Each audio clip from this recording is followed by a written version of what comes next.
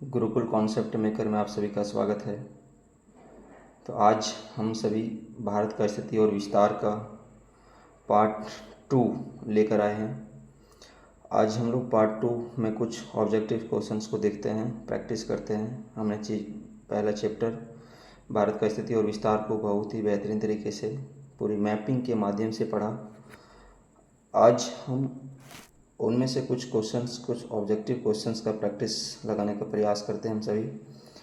चलिए शुरू करते हैं बिना लेट किए हुए। तो पहला सवाल आपके सामने है कि भारत के कितने राज्य समुद्र तट रेखा में हैं। तो भारत का जो कुल 9 राज्य है ना, ये 9 राज्य की जो सीमा है वो समुद्र तट के साथ लगती है, जिसमें से आप देखेंगे तो ये प्रायद्वीपीय भारत है जिसकी सीमा इधर बंगाल की खाड़ी से लगती है, नीचे अरब सागर से हिंद महासागर से लगती है, इधर अरब सागर से लगती है। तो पहला राज्य जिसकी सीमा समुद्र तट से लगती है वो गुजरात हो जाती है। गुजरात के जस्ट नीचे यहाँ पे दूसरा राज्य महाराष्ट्र होती है। यहाँ पे छोटा सा राज्य है गोवा, फिर यहाँ पे कर्नाटक चौथा राज्य, और यहाँ पे केरल पांचवा। इधर छठा आपका केरल पड़ता है, तमिलनाडु पड़ता है। सातवां आपका आंध्र प्रदेश पड़ता है, आठवां आपका उड़ीसा पड़ता है, और नौवां आपका पश्चिम बंगाल पड़ता है। ये टोटल 9 राज्य की जो सीमा है वो समुद्र तट के साथ लगती है, जिसमें 4 1 2 3 4 भाई लगती है बंगाल की खाड़ी से। इधर 1 2 3 4 5 जो लगती है वो इधर लगती है अरब सागर से। ये पश्चिमी सीमा से लगने वाली राज्य है और ये पूर्वी सीमा से लगने वाली राज्य है। तो इस सवाल का जो करेक्ट आंसर है वो है 9। भारत के 9 राज्य की सीमा जल से लगती है या समुद्र तट से लगती है। नेक्स्ट सवाल पे हम चलते हैं। नेक्स्ट सवाल आपका है कि भारत में निम्नलिखित किस राज्य की तट रेखा सबसे लंबी है। तो सबसे लंबी तट रेखा वाला राज्य गुजरात है। गुजरात का जो तट है वो सबसे लंबा तटीय प्रदेश है। इस सवाल का सही आंसर जो है वो गुजरात है। अगले सवाल की ओर हम बढ़ते हैं। अगला सवाल है आपके सामने, निम्नलिखित भारतीय राज्यों में से किससे होकर कर्क रेखा नहीं गुजरती है। कर्क रेखा किससे नहीं गुजरती है, तो बड़ा ही अच्छा सा एक ट्रिक बनता है।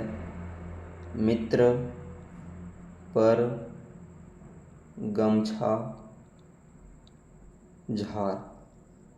तो ये सभी वो राज्य हैं जिसको कर्क रेखा काटती है। जैसे मी से मिजोरम हो गया, त्र से त्रिपुरा हो गया, प से पश्चिम बंगाल हो गया, र से राजस्थान हो गया, ग से गुजरात हो गया, म से मध्य प्रदेश, छ से छत्तीसगढ़ और झार से झारखंड। तो इतने सारे राज्य को वही कर्क रेखा काटती है। तो यहाँ आपसे पूछ रहा है कि कर्क रेखा किससे नहीं गुजरता है। तो उत्तर प्रदेश से आपका कर्क रेखा नहीं गुजरती है, बाकी मध्य प्रदेश से गुजरती है, और सबसे अधिक मध्य प्रदेश में ही कर्क रेखा की लंबाई होती है। उसके बाद फर्स्ट नंबर में मध्य प्रदेश, दूसरे नंबर पे आता है गुजरात जिसमें कर्क रेखा की लंबाई सबसे ज़्यादा होती है। तो यहाँ आपसे पूछा रहा है किससे कर्क रेखा नहीं गुजरती है, तो इसका सही जवाब जो है उत्तर प्रदेश होगा। उत्तर प्रदेश में कर्क रेखा नहीं गुजरती है। नेक्स्ट सवाल पे हम चलते हैं। नेक्स्ट सवाल आपके सामने कि कौन सी अक्षांश रेखा भारत के मध्य से होकर गुजरती है।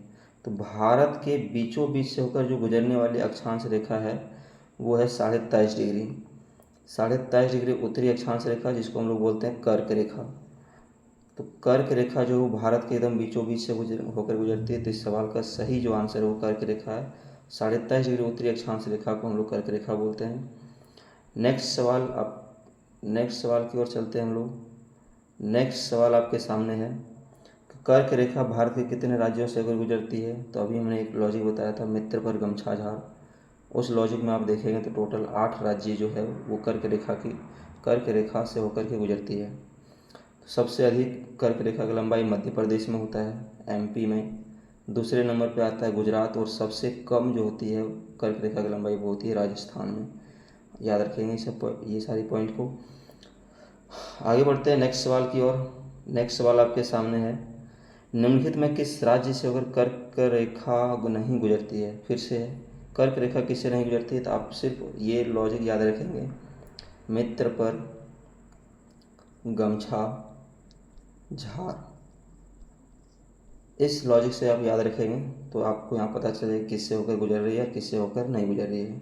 तो इसमें उड़ीसा का कहीं जिक्र नहीं है, तो उड़ीसा राज्य से होकर कर्क रेखा नहीं गुजरती है, तो इस सवाल का सही आंसर उड़ीसा हो जाएगी।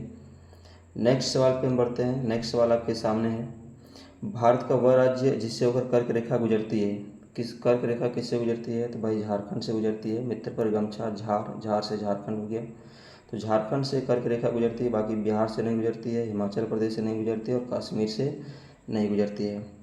इस सवाल का सही आंसर झारखंड हो गया। नेक्स्ट सवाल पे हम चलते हैं। नेक्स्ट सवाल आपके सामने है, भारत की मुख्य भूमि का दक्षिणी नोक, ध्यान रखिएगा, मुख्य भूमि का दक्षिणी नोक, मुख्य भूमि भाई ये वाली कहलाती है, जिसको हम लोग बोलते हैं, इसका कई सारे नाम है, इंदिरा पॉइंट, इसका नाम है कैप कैमोरिन या कन्याकुमारी या कन्याकुमारी अंतरिक्ष, इस पॉइंट का नाम है। तो ये कह रहा है मुख्य भूमि का दक्षिणी नोक क्या है, तो कैप कैमोरिन सही आंसर है। इस सवाल का सही आंसर हुआ कैप कैमोरिन। यदि कैप कैमोरिन नहीं रहता तो कन्याकुमारी अंतरिक्ष रहता। चलिए नेक्स्ट क्वेश्चन पे हम आगे बढ़ते हैं। नेक्स्ट क्वेश्चन आपके सामने है, भारत का दक्षिण में सबसे दूरस्थ स्थल कौन है। तो भारत का देखिए, अभी क्वेश्चन पूछा था मुख्य भूमि का दक्षिणतम बिंदु, तो ये वाला हुआ था। अभी पूछ रहा है भारत के दक्षिण में सबसे दूरस्थ स्थल कौन है।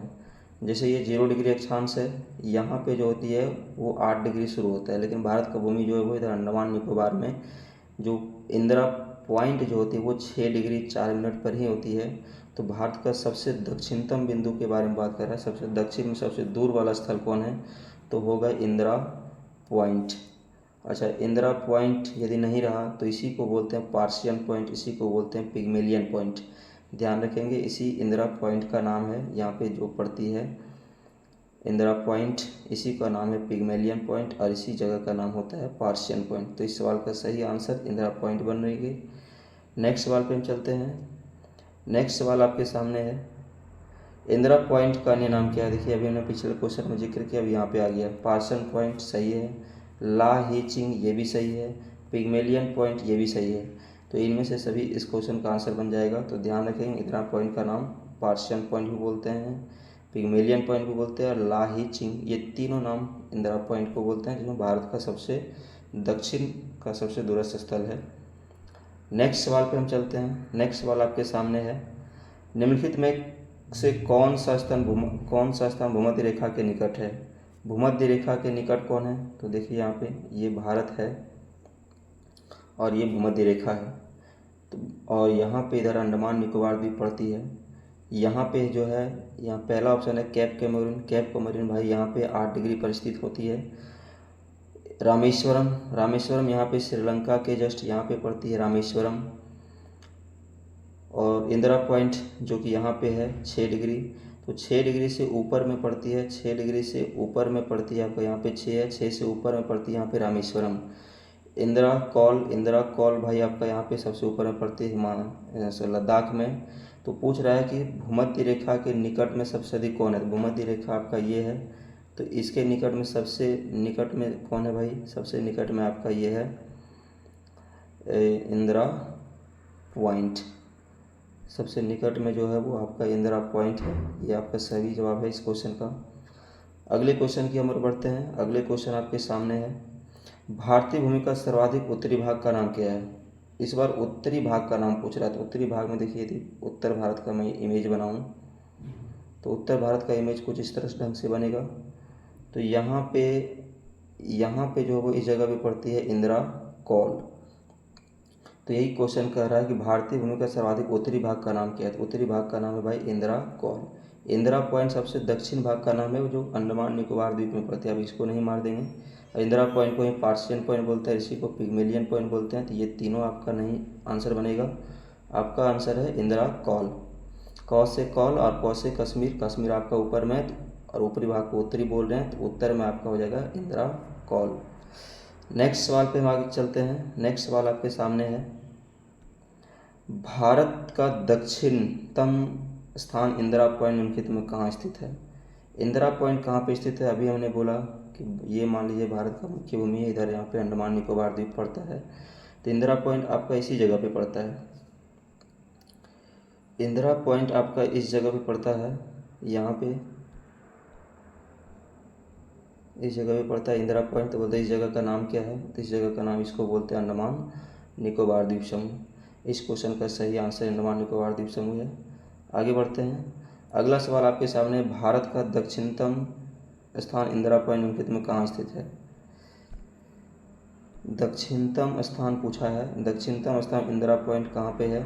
तो इंदिरा पॉइंट निम्नलिखित में कहाँ स्थित है? इंदिरा पॉइंट भाई स्थित है अंडमान निकोबार द्वीप समूह में। सेम क्वेश्चन रिपीट हो गया। अगला सवाल आपके सामने है,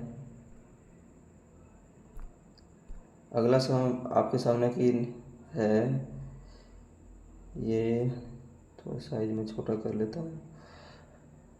क्वेश्चन है, भारत की मुख्य भूमि को रामेश्वरम द्वीप से कौन अलग करता है? भारत की मुख्य भूमि, देखिए भारत का मुख्य भूमि आपका ये वाला हो गया और रामेश्वरम आपका यहाँ पे है। तो ये मुख्य भूमि है और यहाँ पे रामेश्वरम द्वीप वगैरह है इधर। तो बोलता है मुख्य भूमि को, भारत की मुख्य भूमि को रामेश्वरम से कौन अलग करता है? तो ये अलग करता है भाई पंबन चैनल। ये पंबन चैनल के द्वारा जो होती है वो भारत की मुख्य भूमि रामेश्वरम से अलग करती है पंबन चैनल। इस क्वेश्चन का सही जवाब है। अगले सवाल की ओर हम बढ़ते हैं। अगला सवाल आपके सामने है, क्वेश्चन दिख नहीं रहा है, क्वेश्चन दिख नहीं रहा है, इसको साइड करते हैं, इसको आगे बढ़ाते हैं। अगला है, द्वीप जो है वो एक द्वीप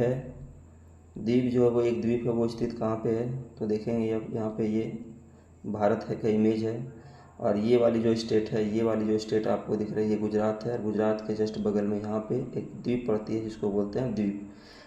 तो बोलता है द्वीप एक द्वीप है जो कहाँ स्थित है? तो स्थित है भाई गोवा के तट पर स्थित है। इस सवाल का सही आंसर गोवा का तट होगा। अगले सवाल की ओर हम बढ़ते हैं। अगला सवाल है, श्रीलंका को भारत से पृथक करती, श्रीलंका को भारत से कौन अलग करता है? श्रीलंका को भारत से अलग करता है पाक जल संधि जो है वो, जैसे ये भारत है और ये इधर श्रीलंका है। तो यहाँ पे जो जल संधि है, इस जल संधि को क्या बोला जाता है? इस जल संधि को बोला जाता है पाक जल संधि। तो भारत और श्रीलंका भाई किसके द्वारा अलग होता है? पाक जल संधि के द्वारा अलग होता है। इस सवाल का सही आंसर पाक जल संधि है। अगले सवाल की ओर हम चलते हैं। अगला सवाल है, भारत तथा चीन के बीच सीमा बनाने वाली रेखा क्या है? तो भारत और चीन के बीच जो सीमा रेखा है उस सीमा रेखा को बोलते हैं हम लोग मैकमोहन रेखा। रेड क्लिफ जो रेखा है वो भारत और पाकिस्तान के बीच सीमा रेखा है और डुरंड रेखा जो है वो पहले भारत और, ये डुरंड रेखा वर्तमान समय में अफगानिस्तान और पाकिस्तान के बीच है, लेकिन पहले ये भारत और पाकिस्तान के बीच हुआ करता था। अभी ये जो रेखा है वो पाकिस्तान और अफगानिस्तान के बीच में है। तो भारत और चीन के बीच सीमा रेखा बनाने वाली को वो मैकमोहन रेखा बोलते हैं। इस सवाल का सही जवाब ये है। अगले सवाल की ओर हम बढ़ते हैं। अच्छा, यहाँ पे ये क्वेश्चन कंप्लीट हो गया। तो कैसा लग रहा ऑब्जेक्टिव का प्रैक्टिस सेशन? आप कमेंट करके ज़रूर बताएं। अच्छा लग रहा है तो चैनल को लाइक और सब्सक्राइब ज़रूर करें और अपने दोस्तों के पास शेयर करें। धन्यवाद।